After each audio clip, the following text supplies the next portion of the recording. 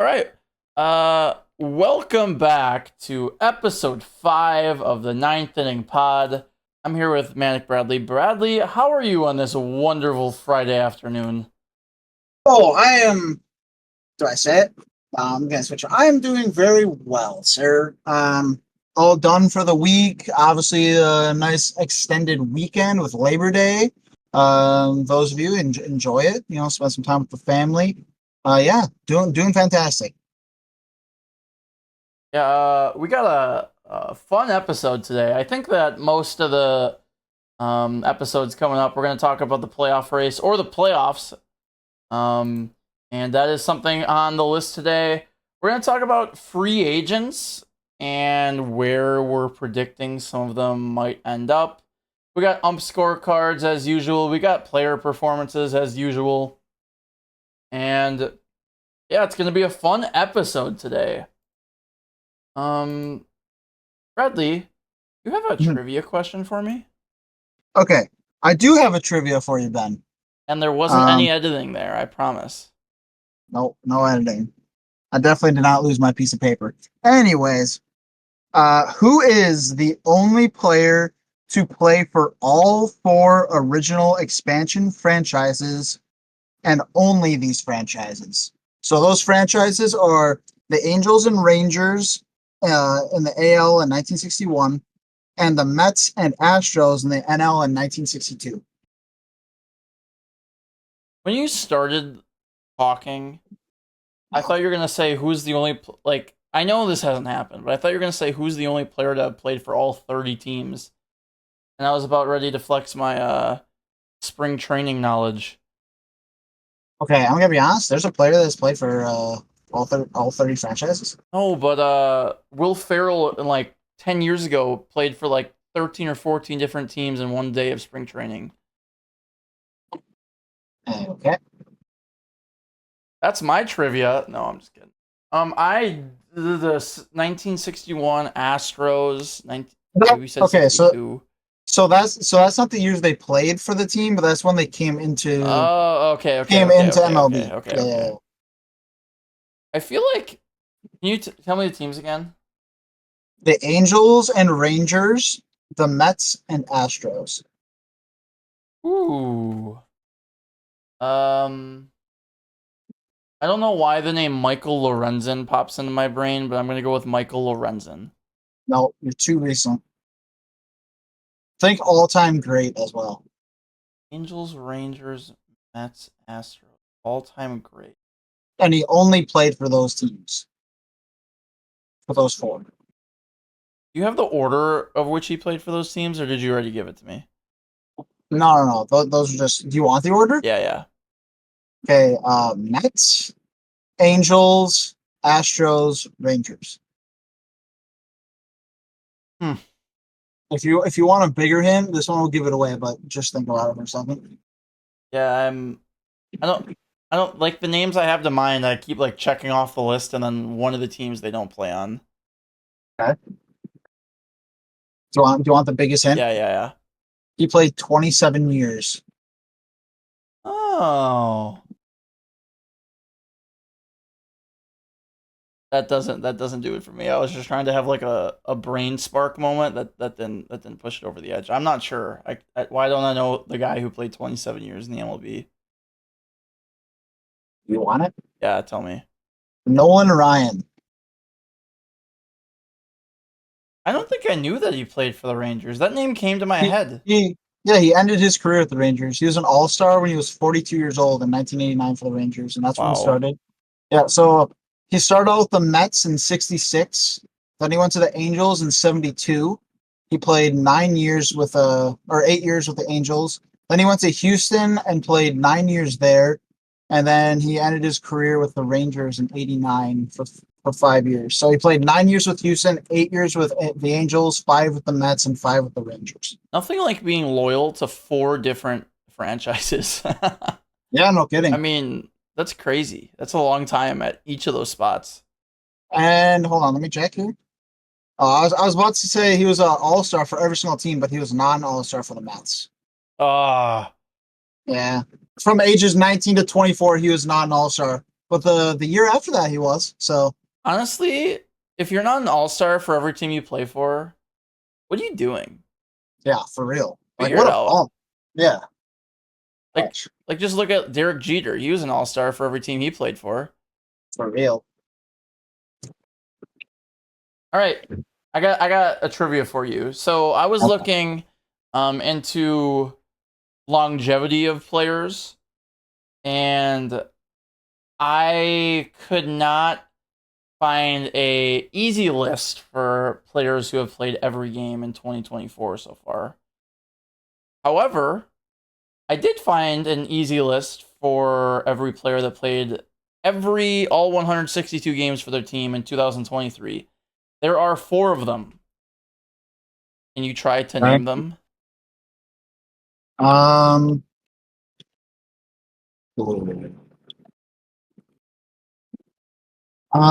Okay. My mind immediately goes to Willie Adamas, but I don't think that's true. That is correct Um. that that is not true. I feel like Matt Olson. That is one of them. Um. Was it? I feel like there's like 2 stars and like a mid. Yeah, that's probably a good way to say it. Okay. Was it Juan? Was Juan one of them? Juan Soto was one of them. I feel like I've seen this on like a post somewhere. Was one of them was a Ranger? I swear to God. Yep, that's correct. Okay, then I'm guessing Simeon. Then That is correct. he's a stud. Stud. Oh, this other one's tough. This last one, if you get this, I would be very surprised. He switched teams this offseason. So he's on a different team than he was before. Yes. He both seasons he was west of the Mississippi last year and this year. It's only half the league. All right, both seasons he was west of the Rockies. I think. Yeah, no, for sure. I have a guess, but it's out of left field, and it's only because I played with him in a BR draft the other day. Did this player used to play for the Reds? I think so. He totally did. Eugenio Yeah, Suarez. you got it. Holy smokes! I'm on fire with our trivia. Yeah, I'm just gonna ramp it up next time. Next time, Oh I'm no. just gonna show you the stats of a random player from Okay. 1982, Daryl Strawberry. and you're gonna have to name him. uh, here you go, trivia. Boom. Bradley definitely has a better trivia percentage than I do. Yeah, I'm nasty. I'll say. Um. Okay. So next on our itineraries, we want to give a little playoff race update because Mhm. it gets crazier and crazier every week. We leave the podcast and then something new happens, like the Royals looking fantastic against Cleveland for 26 innings, and then Big time. Cleveland salvaging a game. You got the Dodgers staying hot, the Phillies starting to win games, the The Yankees and D-backs and Orioles. Padres losing. Yeah, I mean everything's crazy. What's your biggest? I kind of just named a bunch of them. What's your most interesting storyline that you've seen so far? You know what? So every night, the last game on that I can watch, Dodgers Orioles. I'm like, oh, this is a great matchup. Every single one, the Dodgers won. Well, maybe. I don't know that for sure. I didn't watch game one. But like, I just want the Dodgers to lose, and they're not doing it. Like, I mean, good for them because this is the time of the year that you got to win games and you just got to keep on winning. Um, but man, the D-backs and Padres keep on losing, and the Dodgers just don't. So my prediction of the D-backs winning the division is looking tougher and tougher. I mean, they are only 4 games back, but all of a sudden that 4-game series against the Dodgers for the D-backs is, I mean, just that much more important for them. I mean, if they can win all 4, I mean, I don't think they will because the Dodgers are tough, but I think that's the biggest thing for me is that the Dodgers played exceptionally well against the Orioles, and that prevented the Orioles from kind of capturing the AL first place. Yeah, I also watched a lot of that Dodgers Orioles series. Um, the Orioles, to their credit, were very close to breaking through a lot of times. Yeah. It and the Dodgers are just a well-rounded team. They're the bottom of their lineup in this series played very well. And their bullpen has been the best in Yeah, baseball. no, their I mean, their bullpen is bullpen is insane. insane. Yeah. Yesterday, Trinan comes in. He looks amazing. They got Kopech back there now. Yeah. I mean, like, Evan Phillips came in for the save yesterday. Or yeah, not, they it have wasn't. Yeah. they have 3 or 4 pitchers that could be the closer on that team. Yeah, and then you got guys like Vesia, who is pitching out of his mind. There's another guy I was watching last night that had like a 1.7 something, 1.8 ERA. Like I mean, they got guys all over that bullpen that's just dealing right now. Yeah, no, it is a that's a dangerous team. Obviously, you would have said that before the year, but that is a dangerous team that is going to be tough to beat whoever faces them in the playoffs. Yeah. And I mean, you said that like we would have predicted that in the regular season or like before the season started, but they are definitely proving it right now. I mean, unless they have the classic Dodgers fall over and just roll, do nothing in the playoffs, but I mean, they're proving right now that they have the star power in the top of the order. They're the back end of the order can hit. And then their starting rotation, they're still dealing with injuries and all that, and having players just maybe not performing up to their standards. But that bullpen can come in and say that, which is just massive. You don't, I mean, starting pitching is important, but when you have a bullpen like that, I mean, who cares if the starting pitcher only goes 4 or 5? You know? Yeah. No, I am with you. The Orioles took game 1. I'm just looking now, so it wasn't a complete struggle series for Baltimore, but yeah, I mean, for all we know, that could be a World Series matchup. So Yeah. regardless, it was a fun series to watch as a fan of neither team, just a baseball enjoyer. Yep. Any other games or divisions that caught your eye? I mean, I watched the D-backs Mets game. Um, Lindor absolutely pimped a baseball. That was that was one of the most beautiful piece of hitting that I've seen in in a while. I mean, he yanked that ball. He was hype. He went immediately to the dugout. That was hype. But yeah, I mean, what a massive series for the Mets. The D-backs are currently first in the wild card. They have a 3-game hold on that. Padres are in second. They're 2 games back. And the Braves are in third place.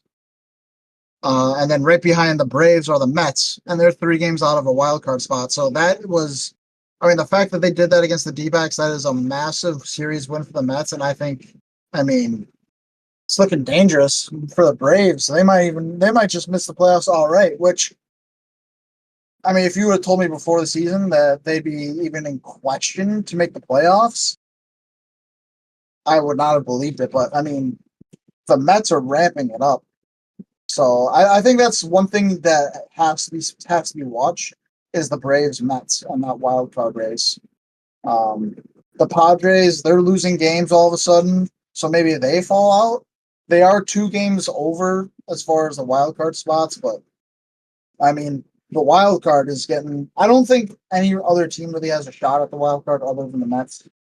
The Cubs are winning games; they're 7-3 in their last 10, but I mean they're the last 2 series that they've played, let's just say, are not the greatest competition. It was the Marlins and the Pirates, and they just like made an insane comeback against the Pirates, which should not have happened, but it did. So kudos to the Pirates, I guess.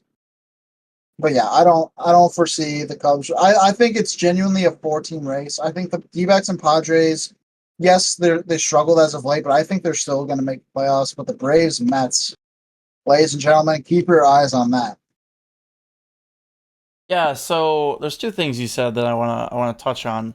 First, the Cubs, their offense has been so hot recently. I think they put up 14 yesterday on Yeah. Pittsburgh on a Paul Skeens start day. I mean, granted, Paul Skeens didn't let up all 14 of those, but like, man, they're rolling. That offense is moving. I think that if that offense continues to hit at even a percentage of the way they're hitting right now, I wouldn't be prepared to count the Cubs out of the playoffs yet.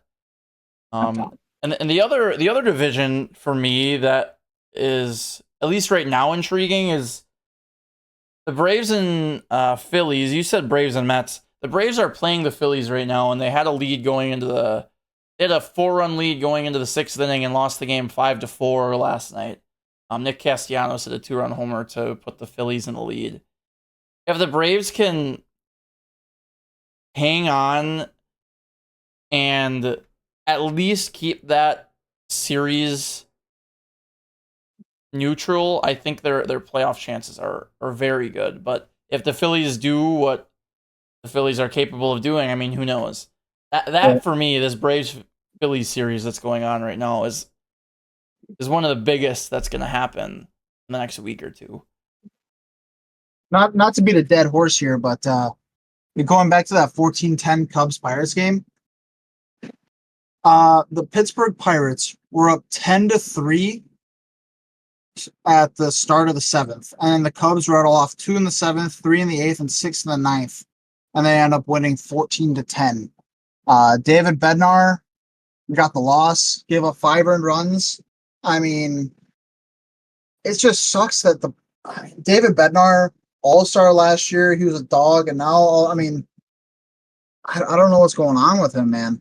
Keens only gave up 2 earned runs. He went 5 innings pitched, 82 pitches. Like a good start out of Skeens, and then his bullpen just lets him out. Lets him down. Chapman gave up 3. Bednar gave up 5. Like, I mean, it's not like the Pirates are on this day in particular. It's not like they had no talent on the mound. Skeens, one of the best pitchers in baseball. Chapman, probably a Hall of Famer. Bednar, former All-Star, like what is going on over there? You can't be giving up a 7-run lead, man. So Jay Kuda on Twitter tweeted 2 days ago, the last 7 years in the MLB teams before the Pirates Cubs game, teams were 1,192-0 when they had a 7-run lead to start the 7th inning. Wow. So it's the first win in the last 7 years when you're leading by 7. That's a lot of sevens, but like, yeah, really, really bad loss. Really bad loss. Oh, that's mind-boggling. Wow. Another series that happened recently that I want to touch on. The Cleveland Guardians played Kansas City. I believe it was in Cleveland. And the Royals came into town, and for 24 innings, 25 innings, looked like the better team by a decent amount. And down to their, I don't know, I think there were a few outs at least in the 7th. Cleveland comes up, puts up a crooked number to take game 3 and salvage the series. After game 2, that division was tied. And who knows, dude? It could be Kansas City's. I still think Minnesota has a shot at that division. Cleveland obviously has a shot. That's going to be one heck of a finish. However, unfortunately for Kansas City, Vinny Pasquantino just went down, and he's going to be out 6 to 8 weeks.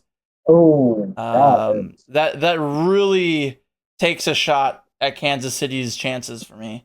What do you think about the AL Central? How do you think that's going to pan out? I mean,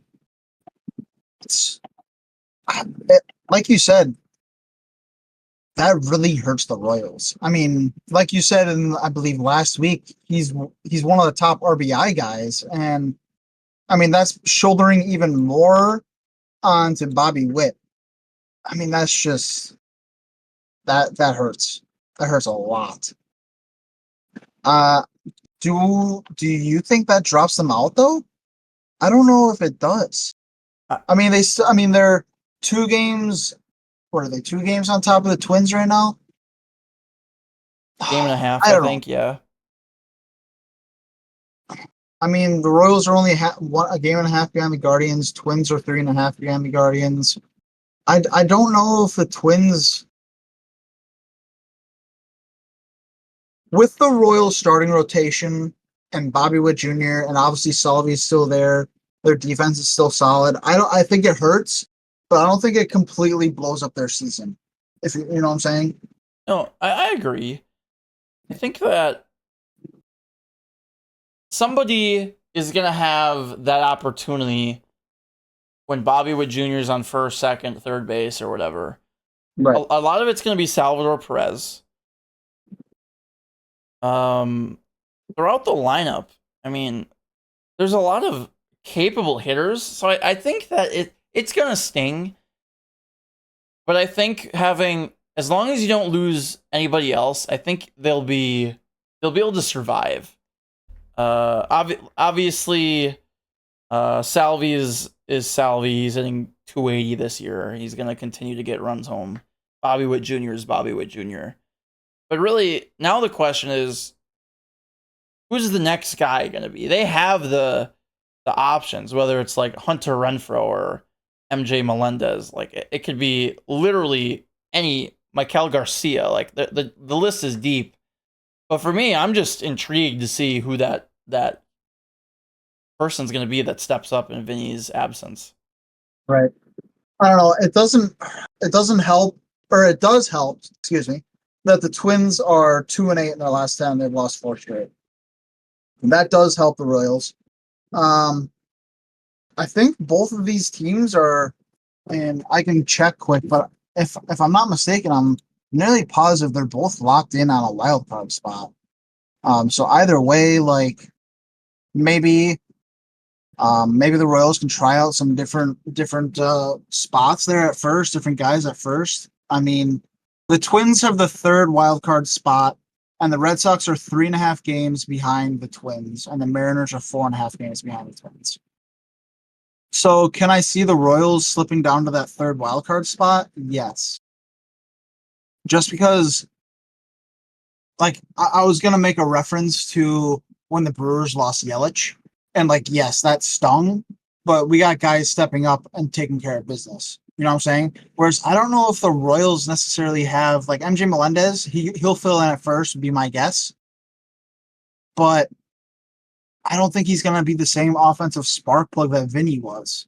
I mean, it's very hard to replace what was a top 5 in RBIs. I don't know. I don't like I said, I don't think it blows up their season by any means, but I can definitely see them towards the end of September getting kind of worried about the Red Sox or Mariners taking their spot in the playoffs.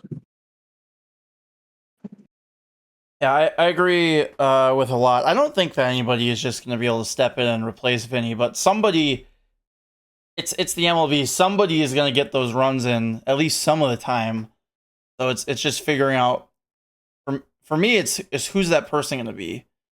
But we'll see. I am the other really intriguing thing for me in this division is Kansas City is a game and a half out of Cleveland's spot. Yep. Cleveland right now holds the number 2. Whoever wins this AL Central is going to have the number 2 seed and is going to have a first round bye. Houston's probably not going to catch Cleveland. They're 4 games out right now. So that's also a big piece of the puzzle with the Royals. Like, even if Pascantino wasn't able to return after that first round playoff bye, just being able to survive a little bit longer could make a huge difference. Yeah. But we'll see. I mean, it's baseball, like you said. You never know. You never know who's going to be the person to step up. You never know who's gonna I mean, Cleveland still has to win games. Minnesota has a chance to. It's all over. You don't know what it's looking like for any team really, but we'll see. The AL East also. I mean, it's really a 2-team race now. But again, whoever wins that division gets a first round bye. Who do you have any new thoughts on the AL East, or is it mostly the same as last week? Same as last week. Nothing changed for me Yeah, personally. I'm with you. I still think I got Baltimore. They just played the Dodgers, which is a tough series. Mookie was right. The series against the Dodgers is everybody's World Series. For real. Um, but yeah, and the AL West is Seattle's got a fighting chance, but outside of that, it's tough to see. I mean, Texas is 9 games back. That'd be tough to come back from, but Yeah, it's doable, but I mean, Houston's going to start losing as well. yeah, You know?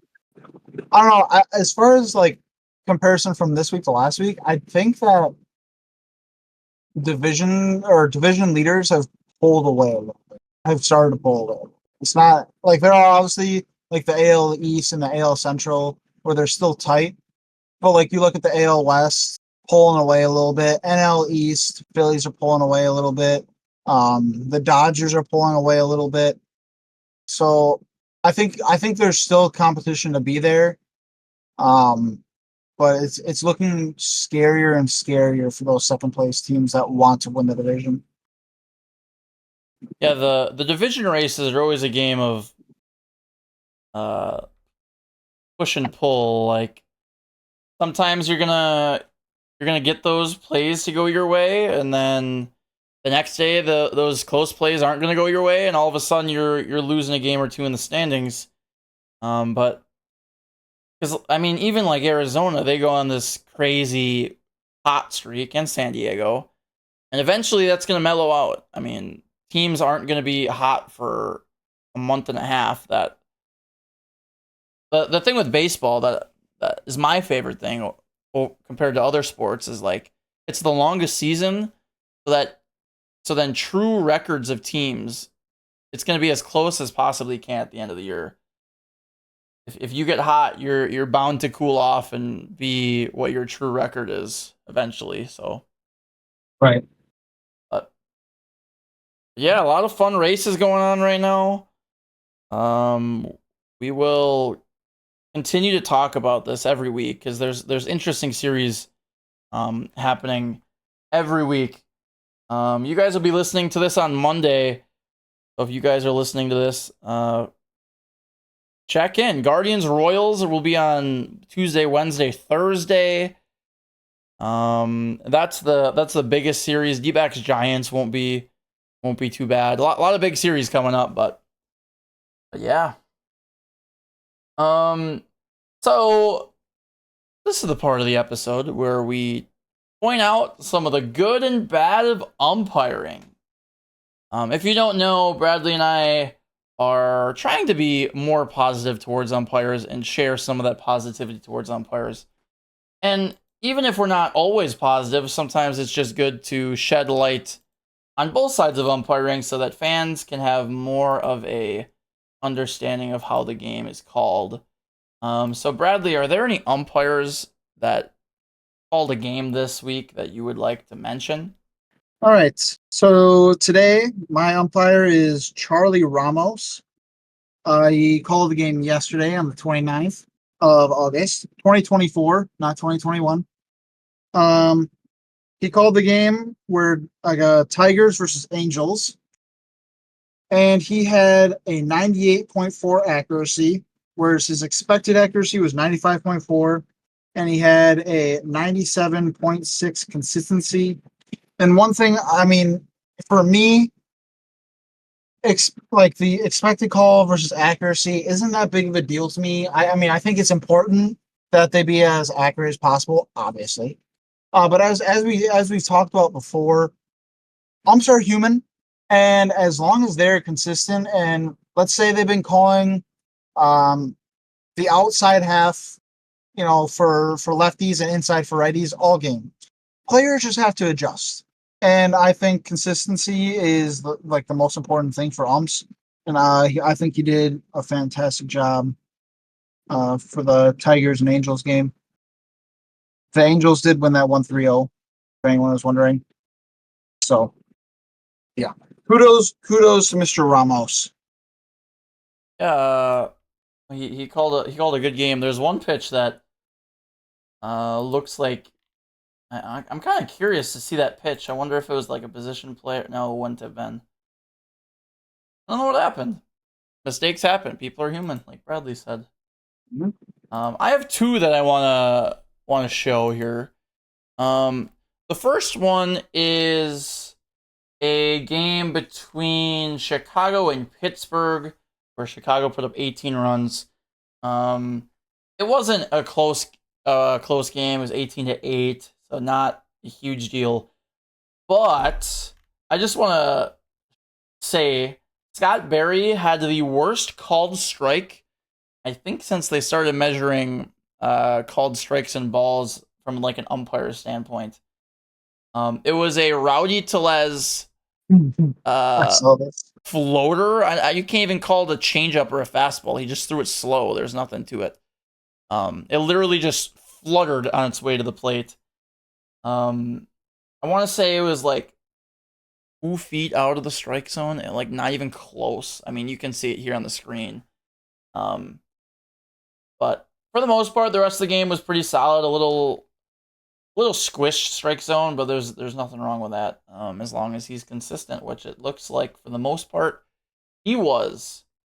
And then the other game, Quinn Wolcott on Monday missed a single call. He was 100% on called balls. He missed one strike, 52 called strikes, and one of them, I mean,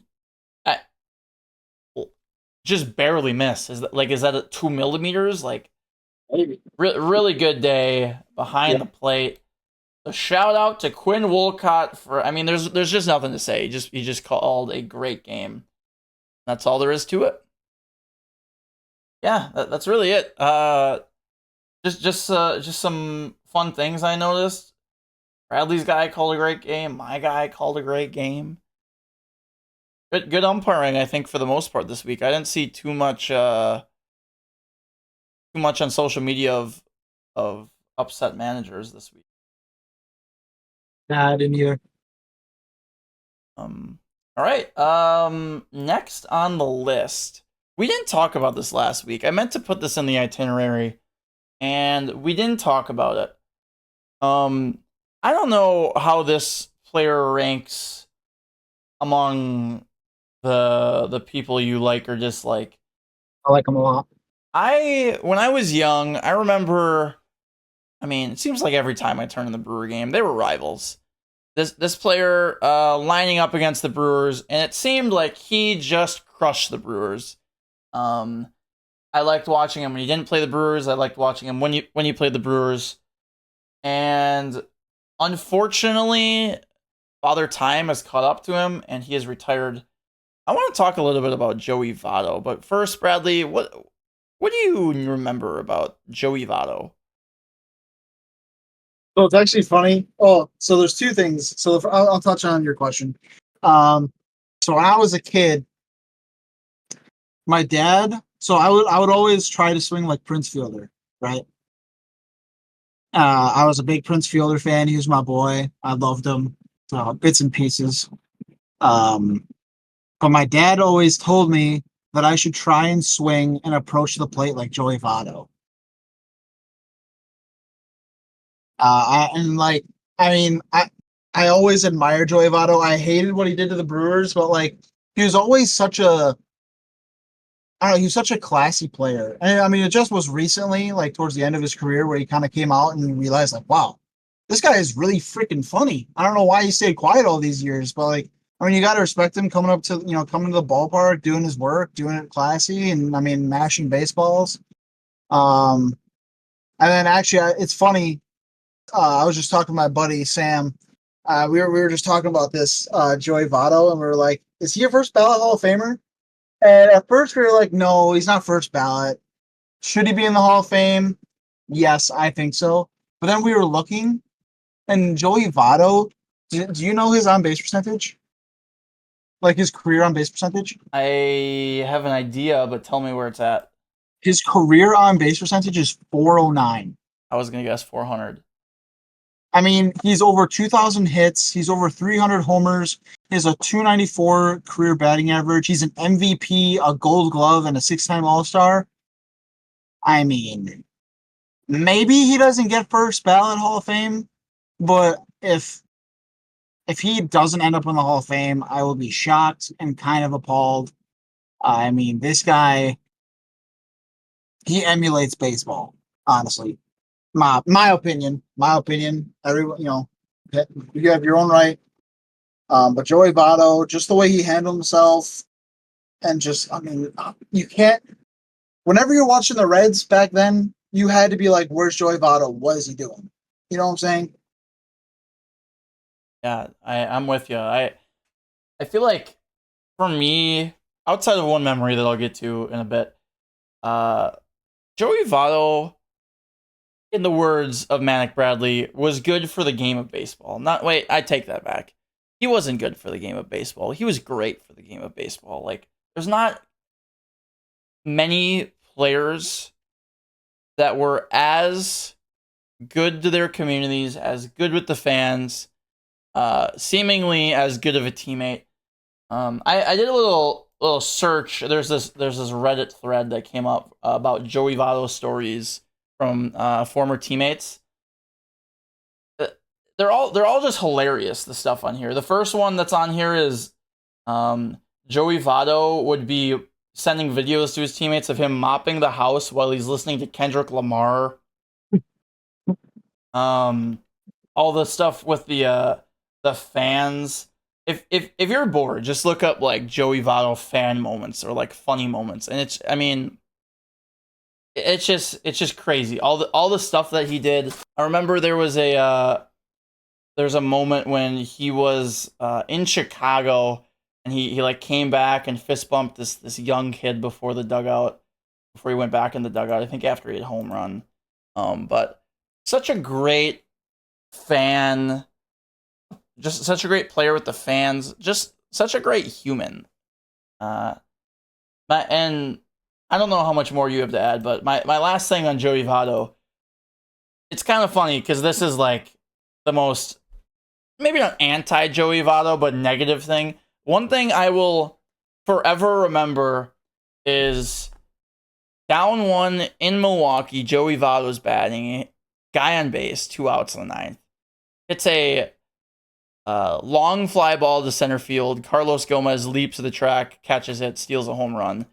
And I will always just remember Joey Votto, instead of like being, I don't know, I feel like if you saw that, you'd be upset or anything. Instead, he's pointing at the center fielder, Gomez, and he's saying, show me the ball, because he wants to make sure it's caught. He's just so competitive, he doesn't believe the first things I see, and then afterwards he gives Gomez a nice catch. But that ironically is going to be my longest, deepest memory of Joey Votto. But yeah, class act, awesome with the fans. If we're talking like quality of human, yes, he's the first ballot Hall of Famer. If we're talking baseball player, I really hope he's a first ballot Hall of Famer. Yeah, I agree.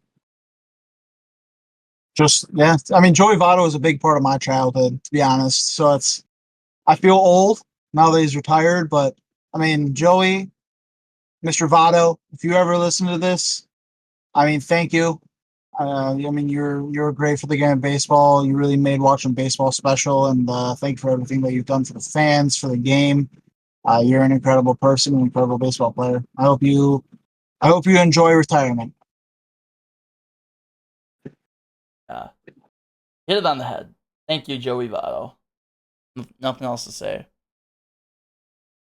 The next thing we have in our itinerary for the day is this upcoming free agent class is pretty loaded. Yeah. There are a lot of big names, some of which may retire, some of which may resign, and some of which may go elsewhere. I wrote a bunch of them now down, and then uh, I'm gonna give my opinion, and Bradley too, I would assume, about what Yeah, these guys might do and where they might go. Um, the first one I wrote down. So while I was reading an article, um, and Willie Adamas's name came around, and I'm looking at it, and I'm just thinking, yeah, he has played insane this year. The Brewers, unfortunately, probably won't have enough money to keep him. What do you think, Bradley? What do you think Willie Adamas is going to do this offseason? It's hard to tell. Obviously, we got a month left of the regular season, let alone the postseason. I don't know. I personally, I mean, Willie Adames is one of the best offensive shortstops in baseball. There's no denying that point. He's proved it this year. Proved it again, I should say. I would absolutely love if the Brewers could shell out money and keep Willie. I would love it. I mean, he's so clutch. He does so much for. I mean, he comes around when the Brewers need him most, and um, I really appreciate that out of him. And just, it sucks that the Brewer. I mean, let's be honest, the Brewers will not be able to afford him. Um, I don't know who's going to replace him. I'm assuming Terang or Joey's going to move to short. I don't know what's going to happen to the Brewers after he leaves, but I mean, what kind of money are we looking at? Are we looking at like a big deal? Like, well, obviously, I don't think it's going to be as big of a deal as Lindor got, but he's definitely probably going to get 150 at least, right? My number in my head was around 25 a year. I mean, however long that is, we'll see. The thing is, like, every time you have a player on your favorite team, it's hard to see that player wearing a different jersey, right? 100%. Like all these other names on here, we'll just shell out other teams, and it's gonna be like, oh yeah, we can picture that. But when we bring up, Pete Alonso, Mets fans are gonna be like, yeah, I can't see him wearing anything but Mets jerseys. So like the Adamas, I'm not. It's hard to predict. This is a bad one to start with because like, how do you predict this guy going somewhere else? And my always thought as a fan of like loyalty and stuff is like, what if he takes less? I really hope he does, Yeah. and that the Brewers would re-sign him. But like the way that professional athletes operate, it's just hard to see that happening. I do think. Well, okay. Obviously, it's easy to say on the outside looking in. But I think Willie's a great teammate. I think he's a spark plug for the team, and I think he loves being in Milwaukee. So, like, yes, I would love to say, like, yeah, he might take a little bit less, maybe like a Yelich deal type of thing. Um, but if he doesn't, I mean, there's two teams that pop in my head right away for him to maybe go to, and that's the Guardians and the Red Sox. Okay, I like those. Um, Unfortunately, the team that comes to my head because they kind of need a shortstop is LA, and I know you'd hate that. I would hate that. That's just the I first team would that comes to mind. despise that. Um, they got that extra money left over from Shohei's Okay, let's move on passing. from that. Um, they're like the team that comes to mind because Adamas is going to be the best shortstop on the market this year. Oh, 100%. So who needs a shortstop that badly? I think the Brewers are going to fight hard for him, Oh, but yeah. but if they get outbid, it's tough to see him saying we'll stay here. Are the Yeah. Guardians going to have enough money for him? I feel like in my mind it's between Boston and LA, Okay. but we'll see. Boston, I'd I much wouldn't. rather see him in Boston. Yeah, I wouldn't even be mad if he was in Boston. Obviously, you'd rather have him a Brewer, but like that'd be a fun little team they'd have over there. Oh, yeah. I'm really hoping guys like Freddie and Churio, which I know Churio He might not have as big of a voice right now because I mean he is so young. He's a rookie, whatever. But like they seem really close knit, and I'm just hoping that those two can just convince that man to stick around because I mean he's so much fun to watch. And I remember when we first traded for him, I'm like, this is interesting.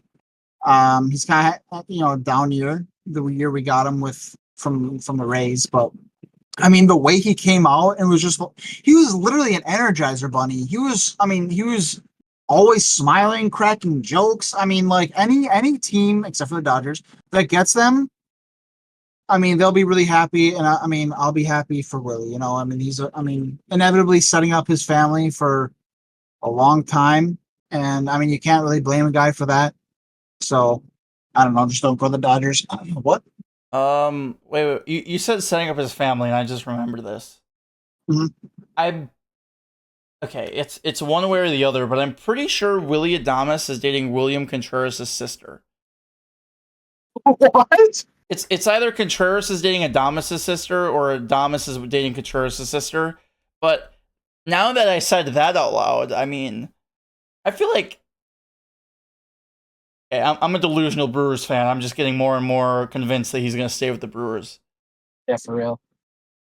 Um, but anyway, no, Contreras, like you said, Contreras, Peralta, and Churio are all really big.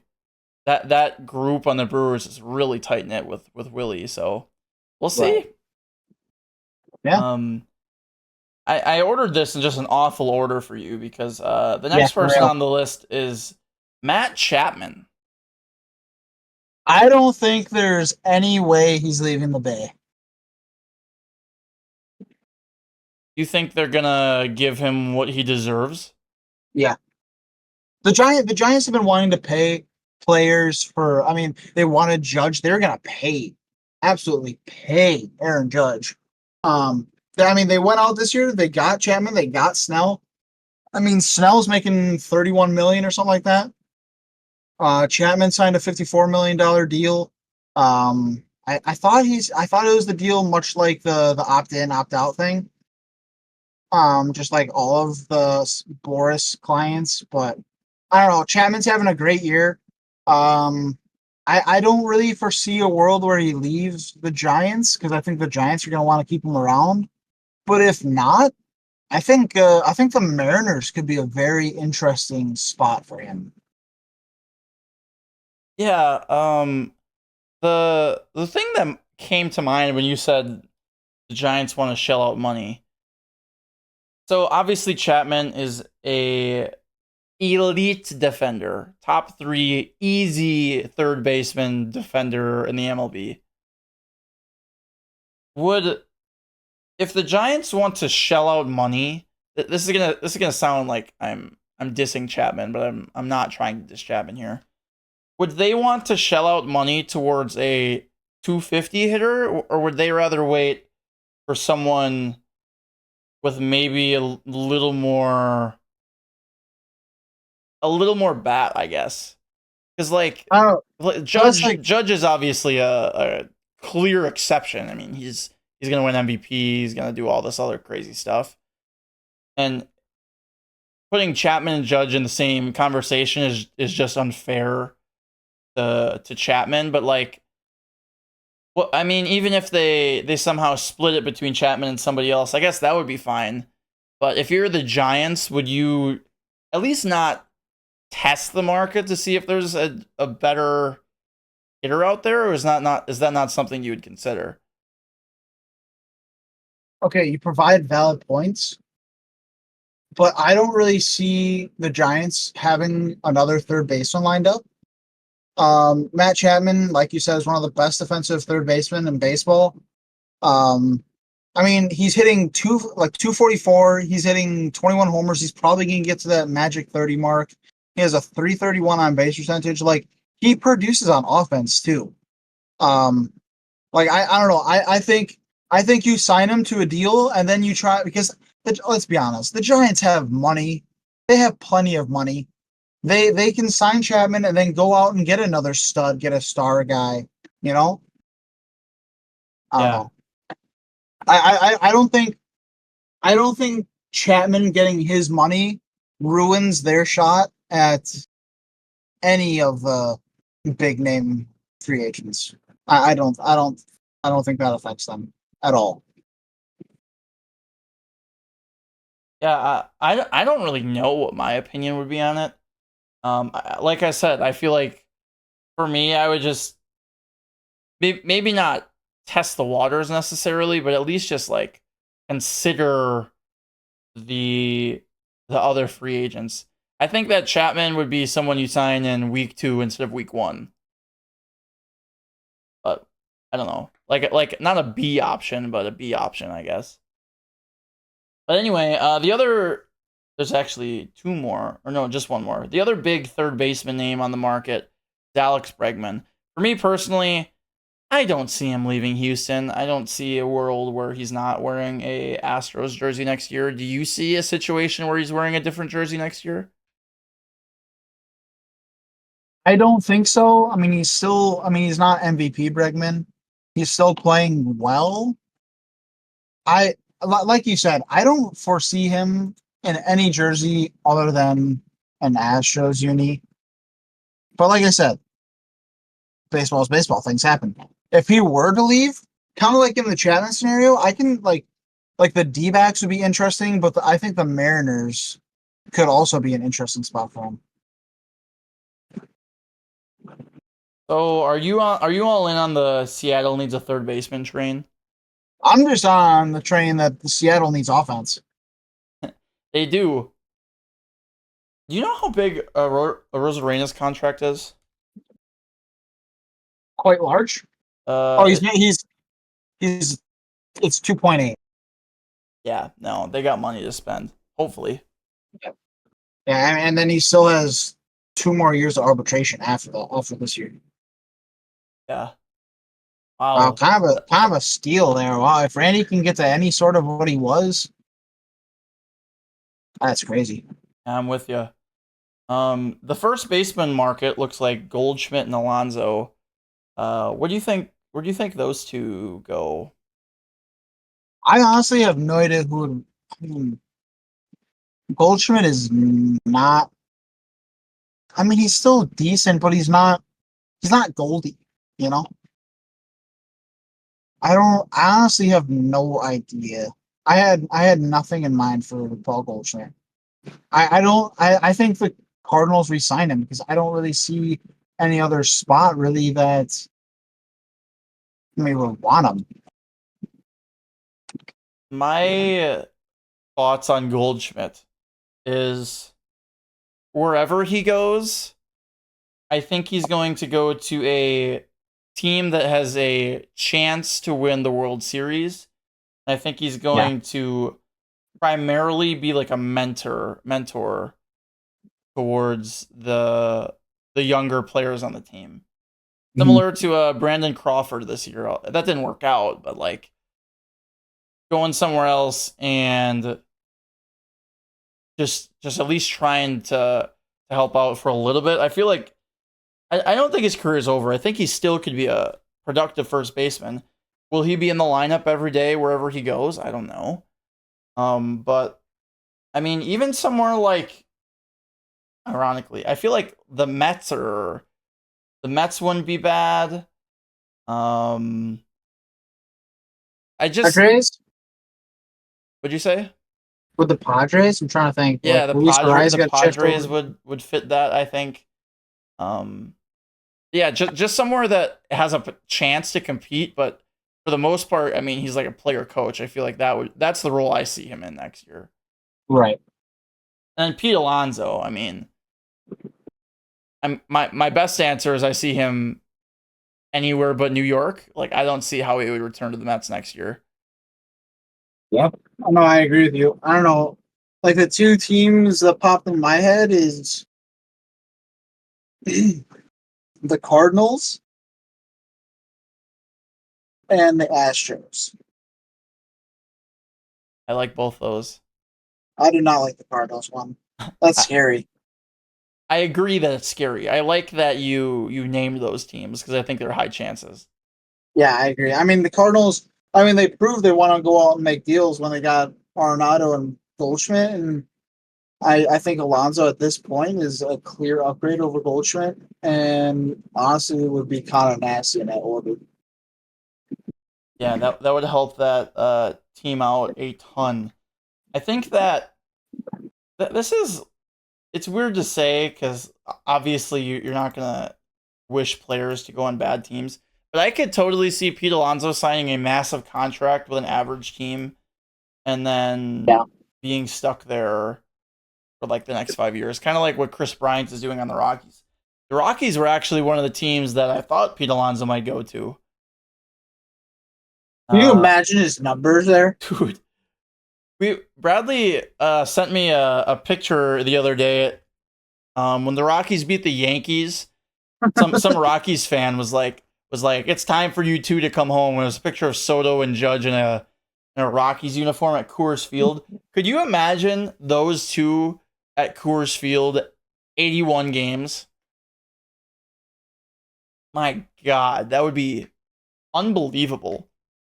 I mean, we're talking. I don't think it'd be out of the realm of possibility for Judge to hit like 75 there. Yeah, I mean that's a very very high number, but yeah, I mean I can definitely see him doing that. Yeah, Like if he's on pace for 60 with Yankee Stadium being your home, I don't know. I think it'd be really fun, but unfortunately, I don't think we're ever going to get to see that for sure in his prime. But right. speaking of Juan Soto, he's the next one that's going to be a free agent next year. There are only two teams that can afford that man, and that's the Yankees and Mets. And the Yan the Yankees would be doing something extremely wrong if they do not sign him. Yeah, I think it's the Yankees' race to lose. Yeah, if I mean if the Yankees all of a sudden want to get cheap and not sign Soto, then I would be. I would be. My jaw would drop. I would be shocked. I don't see a world where Soto does not stay in the Browns. Yeah, no, I am with you. I would say right now I'd give it an 80% chance that he's wearing pinstripes again next year. Yeah. Um, where else would he go? The Mets? Yeah, maybe. Maybe he'd go out west to San Francisco, San Diego. No, he wouldn't go San Diego. San Francisco. I mean, maybe. No, he wouldn't go LA. That they don't have enough money at this point. But if Soto signed with the Dodgers, I would be ready to riot. I'll Oh go to yeah. MLB's headquarters myself and start protesting. Oh, Yeah, that would be not exciting as a baseball fan. I agree with you there. What do you think Cody Bellinger is going to do next year? He was a late season signing this year. I mean, he signed a week into spring training, I think. Yeah. What do you think Bellinger is going to do? I believe also he has a player option. So this is if he opts out. So I don't think he leaves the Cubs. I think he. Yeah, I don't think he leaves. I don't think. I mean, he's not having that great of a year. I mean, he's hitting 267, which is okay, but I mean, his power is just gone. He's only has 55 RBIs. Like, I don't know.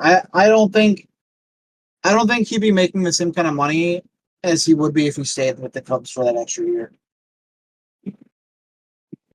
yeah, I think from a money aspect, I agree. He's probably just gonna stay there, and that's really it. I like you said, I don't see him going anywhere else. If he did, I again think it would be a situation similar to Chris Bryant's. I don't really know. I can't really think of a obvious they should sign him if he went somewhere But else. So yeah, I think he's going to be a Chicago Cub next year for sure. And in the realm of pitchers, here's another two that have player options: Garrett Cole and Blake Snell. What are your thoughts on either of those two? Blake Snell would be making another, 30, 31, 32 million if he stays there. He's not opting out.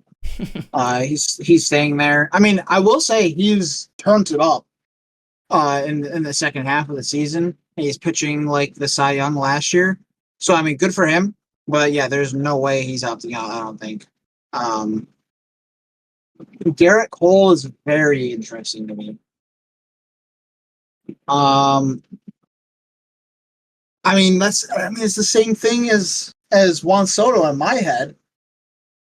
Why would Garrett Cole leave unless the Yankees don't want to pay him? Because I mean, he is arguably one of the best pitchers in baseball. Yes, he was injured to start the year, and he might not be pitching as well as he could, but it's Garrett Cole. He'll figure it out. You know what I'm saying? I think it's another thing like Juan Soto. It is the Yankees' race to lose. Um, if the Mets can pay Scherzer and Verlander what they did a couple years back, you better believe the Yankees, the New York Yankees, can afford both Soto and Garrett Cole. if I don't I don't see him leaving. I if don't. if you were a Yankees fan and the two big moves of your offseason were re-signing Garrett Cole and Juan Soto, what would be your like if that was the two big moves, would you be happy with that, or do you think Oh yeah. they'd want to be more aggressive? No, I mean, those two are probably like the two of the well, they'd both definitely be top five free agents, maybe top three. I mean, those two are top notch baseball players, and if you can re-sign them, like yeah, I'd be happy because then I mean, there's you can't really. I mean, maybe you can replace Cole, and maybe you can go out and get another big bat. Just because I mean, the rotation has pitched well without him, but when you have a chance to keep Garrett Cole in the rotation, wouldn't you want to keep it? And then that takes a little bit of the pressure off of guys like Luis Heel, who doesn't feel like he has to be an ace. That takes some pressure off of Volpe just to continue to develop his game. That gives Austin Wells some more time. It's just like those two signings would I feel like relieve so much of that roster of pressure if those two guys weren't there. Yeah, I'm with you. If they don't re-sign those two names, then Aaron Judge is probably like, why did I not go to San Francisco? Um, yeah, that those are. I think I'm with you. I think Snell is gonna stay in San Francisco. I think Cole is going to stay in New York. He has a con like I said, he can opt in or out. Um, do you think he would opt out and resign, try and get more money, or do you think he would stay No, with what he's at right now? I think you'd say it where he's at right now, just because I mean he was out for the beginning of the year, and I mean he's pitching okay, but not where he should be. I mean let's just see here. I mean he's pitching. He's pitched 63 innings. He's at a 3.86. So he's not pitching bad, but he's not pitching great. I say just stay there. And if you really want to leave, leave after next year. After you have more proof of like, yeah, I'm still this guy. I'm still this dude. I'm with you. I think that it would be wise to stay, but the rumors say that at least he's thinking about it. But my sources are a random article I just looked up. Whose sources are whoever. So like, literally, we're just speaking. We're just guessing here. Yeah. Um, the next two on our list are some old head pitchers, which I think that it's important to mention that there's a possibility. Well, maybe not very large, but at least there's a possibility that these guys also could retire. Verlander and Scherzer are going to be free agents after this season. Mhm. What do you think Yeah. about either of those two names? I think Verlander sticks around. I don't think he retires. Scherzer, on the other hand, I think he might retire. I think he's more likely than Justin. I mean, Verlander, he's also only pitched 67 innings. Um, I think that if he doesn't stick with the Astros, I'd be shocked, to be honest with you. But if he were to go elsewhere, like the Orioles could be interesting because maybe Verlander's value is down a little bit. Um, but I think the Orioles would like be willing to take a shot at him because obviously we'll talk about it a little bit later. But Corbin Burns is also a free agent. So I think the Orioles could be interesting, and I think the Rangers might take a flyer on him if the price is right, huh? The Rangers might take a flyer, and obviously the Yankees are always an option if they lose Cole. So like I think there will be a plethora of people that would line up to sign Justin Verlander still. Yeah, I think that for both these two, Verlander and Scherzer, both of them have been uh, dealing with injuries this year, and I think that it is very possible that both or either of them retire. I mean, Verlander's what 41, and he's dealing with a handful of injuries. Like that can't be fun. Like at some point, your body's gonna catch up to you, and you're gonna be like, all right, we just gotta call it. But I don't think Verlander would be the most valuable free agent, obviously, but his value is so much higher than just being a player because he can help. Like if he goes to the Orioles, who have a fairly young rotation, like he comes in there and sure he pitches a pretty good amount, but he just mentors these guys. I think that obviously he would have had some really good coaches throughout his career. So I think he would be, I mean, probably just as valuable just to have around in the clubhouse as he would be to pitch games for you. I think Verlander's value, if he does want to play a little bit more, is so high. I think he's gonna get paid a lot more money than just his player value would be. And you could say the same about Scherzer for a decent amount. I mean, he has not been the same Max Scherzer that he used to be. He's getting old. But like if he comes to the your favorite team's dugout and he's your 5 pitcher, I feel like you got to be ecstatic about that because even if he Yeah. struggles as a pitcher, he got this just really baseball minded player in your dugout, and I feel like that would help so much. I agree. So those two, they could go to any team and they could retire, and I would not bat an eye either way. Yeah. No, I agree. They're more valuable than just their arms. I mean they've been around. They've been in the World Series. I mean, yeah, fantastic players and lots of experience. Just a little bit more than some of these other names. Oh yeah. The last name we have on here is Corbin Burns. I mean, I don't even know where to start with what Corbin Burns might do this offseason. Do you have any thoughts about this or not? Oh Not yeah. particularly. Come back to the Brewers. Yeah. Okay. On like a $2 million deal. No, neither no. I think Loki, the Yankees. This is eerily similar to like when they went out and got Garrett Cole.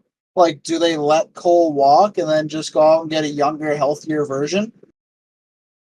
I don't know. It seems very, very Yankees esque if they did this. I'm not gonna lie. No. The I could see the Yankees handing out money and then him dominating over there. I don't think you're gonna like this, but if he went to any of the Cubs, Cardinals, or Pirates, I would not be surprised one bit. The Cubs feels like I hate to say this out loud. It just feels like he would fit in there. Uh, he used to be managed by Why? Council. Um, they are already at least this year have been a really good starting pitching team. Then he could come back to Milwaukee and say, "Screw you, Brewers owners, for blaming me for postseason losses." Um, the Cardinals have a lot of money to give away. I am confident they're going to make at least one big name free agent signing. Um, and then like Pittsburgh is again a lot of really good pitchers. Imagine a Corbin Burns and Paul Skeens duo. That would be so much fun. Like that would just be fun from a fan's perspective. I would love that. But all three of those, if Pittsburgh, I don't see Pittsburgh paying that. I see the Cubs and Cardinals, but Yeah. But if Pittsburgh wanted to, for whatever reason, that would be honestly of all the teams I could think of. I feel like Pittsburgh would be the team. Would be the most fun besides Baltimore. I really like him to Baltimore, but the most fun that I could like see having as a fan. Yeah. I don't obviously I don't see the Pirates at all. They have bigger problems in the rotation. They got some youth and some talent there in the rotation. I don't think that they make that move. The Cubs, I can 100% see making that move, unfortunately. The Cardinals, I can 100% see making that move as well. Um, but I don't know. I think a team like, I don't know, maybe like the Red Sox, maybe they try and go make a move for Corbin because they do have money. They have some talent in that rotation that they could pair him up with. But I mean, I think that'd be interesting. Corbin in Boston, that'd be cool. I mean, as a fan, that'd be cool. As far as the Red Sox go, I think they also have other problems than starting pitcher. But I mean, Corbin Burns in Boston would be nasty. Um, Corbin Burns and can you imagine if Corbin Burns ends up in Atlanta That or San Francisco? Atlanta tickled my brain. Yeah, no, that would be. I mean, the other thing is, as we were talking about Corbin Burns here, you have to think the Braves and the Phillies are gonna do something this offseason. Something at least to shake their division up a little bit. Um, Corbin Burns going to the Braves would not surprise me, to be honest. I could see him going to a lot of different teams. Yeah. Um, I also think, I mean, this is a little bit off topic, but I can also see the Phillies going after whatever center fielders are available. Like, I can definitely see them making a trade or trying to get a center fielder. yeah, no, I agree. I think that would be a huge spot for the Phillies to improve on. Yeah. Um, but we'll see, dude. There's so much. There's always so much potential in the offseason. But who knows, dude? It's just fun to speculate a little bit. And hopefully, at some point, we mentioned your favorite team, so now you can imagine Corbin Burns being a Pittsburgh Pirate. But Seeing him in the black and yellow is just like, I mean, the amount of pitchers that has gone through there and are just like aces elsewhere is kind of absurd. Like if you think about it. yeah, please don't leave us, Paul Skeens, is what they're saying. Yeah, no kidding. Um, there's two players before we get to the end of the episode here that we want to mention quick for various reasons. So we said Elias Diaz would be awesome to go to the Mariners on our last podcast. The Padres ended up signing him to a minor league deal. I think the first time they offered him a contract, he rejected it. But now he is in the minors with the Padres. I don't know how long he'll be in the minors with the Padres. But what do you think about that for San Diego? I mean, it's hard not to say that I like it, to be honest with you, because I mean he's a quality bat. I mean, I don't know what's going on personally or his personality wise as far as why he got dropped on his head by the Rockies. But I don't like catchers. I mean, they have Luis Camposano and Kyle Higashioka. Like, Camposano is young. Ethan Salas, he's a top prospect, and he's what 18, 17 in there. So it's not like Elias Diaz really has, I think, a extensive future there. Obviously, he also signed a minor league deal, so there's that. But I mean, this is just an example of the Padres going out and getting a quality bat. It's not every day a 275 hitter can just hit the market for free. Yeah. You hit it on the head. They got two good catchers and another really good one coming up. So he's probably only there for the rest of the year, and then he'll hit the free agent market, and he could go anywhere. And also, it wasn't the Padres that he declined. He got a contract from the Giants, and he reportedly turned it down because the Giants were unsure about Diaz's position when Patrick Bailey returned from injury. So you'd assume if that was the reason he said no to San Francisco, that he will be playing big league ball for the Padres rather quickly, you would think. Yeah. The other player that I just wanted to touch on really quick, his name is Sam Aldegheri. He's going to be, I don't know if he's played a game yet. He got called up. I don't think he has. He's going to be the first major league player that was born and raised in Italy. There's really nothing crazy to say about him. He's had a 3.6 ERA in the minors throughout his career. Over 55 games, most of them started. So he got called up to the Angels. So if you see Sam Aldegheri pitching, he's the first full Italian to play in the MLB. That's great for the game of baseball. Expand it to overseas, man. I mean, it is overseas, but like, get more players from like Europe and just all over the place. Get them in there. Get everywhere interested in baseball. We love it. Yep. Just a fun thing that happened. So keep an eye out for him. All right. To wrap up today's episode, we are going to talk about our top performances of. I think I've been saying the week of since we recorded our last podcast is when it was.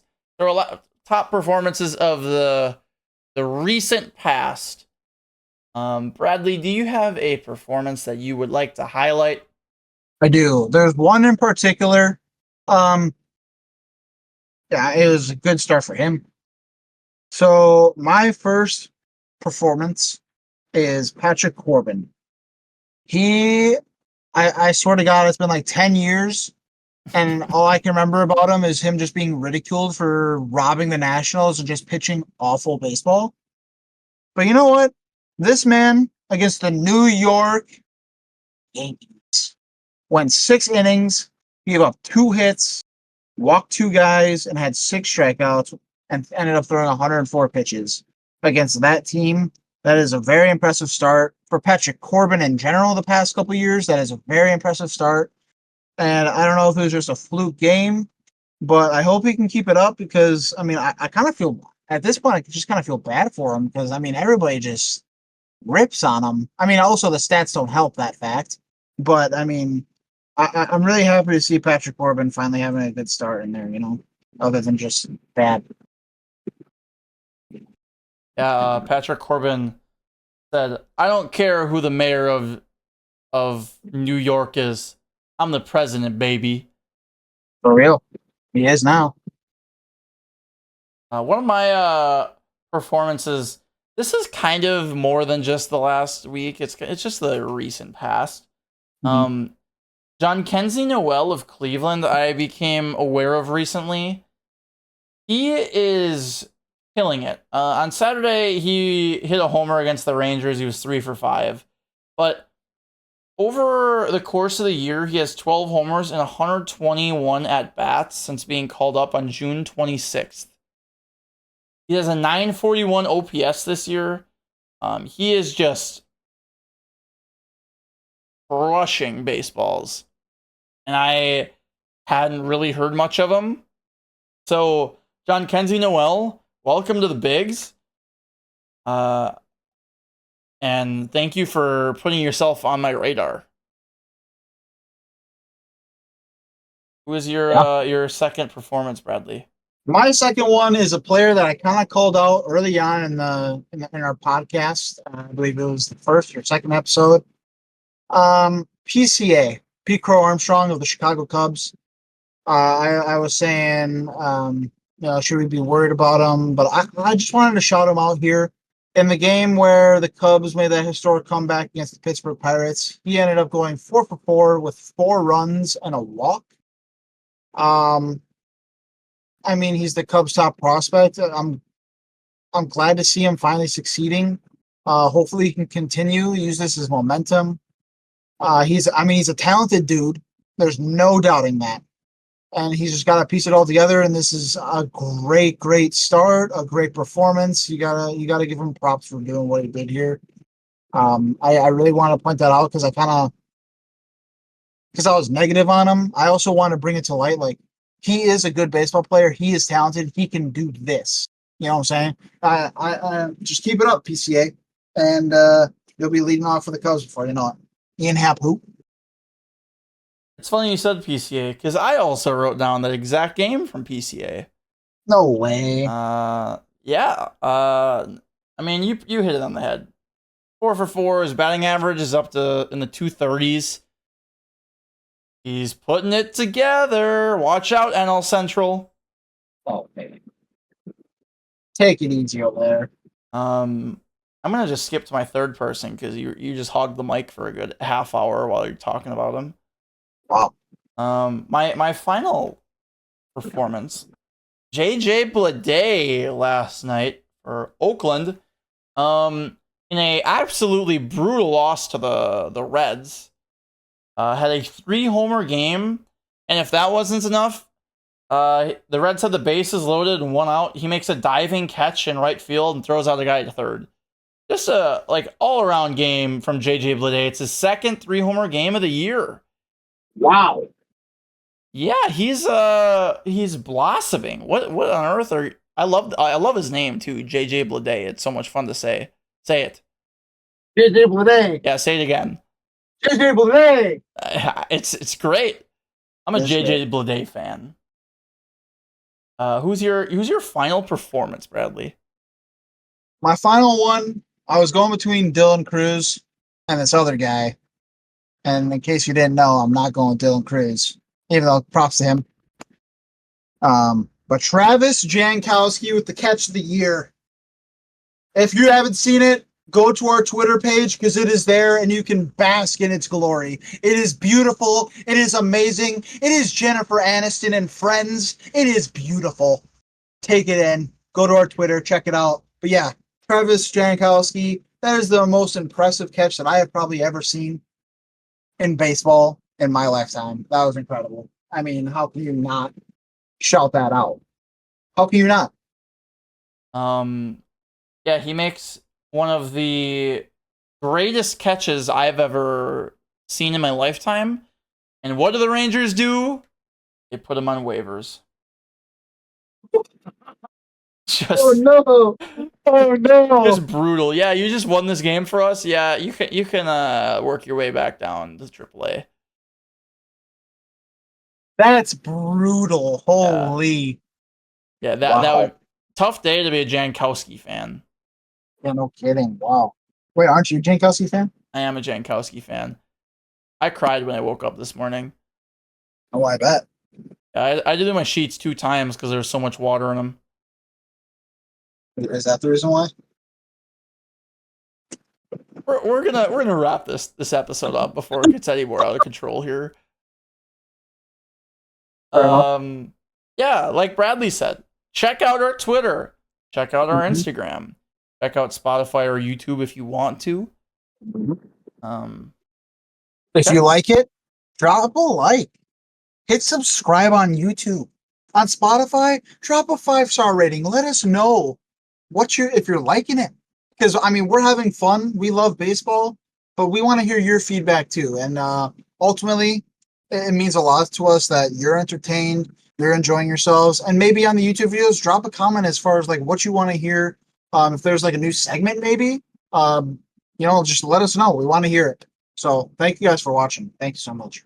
Yeah. And listening. One last thank you from me to all the people who are unfortunate enough to know me that have come up to me and told me they've been listening. I appreciate you guys. Yeah.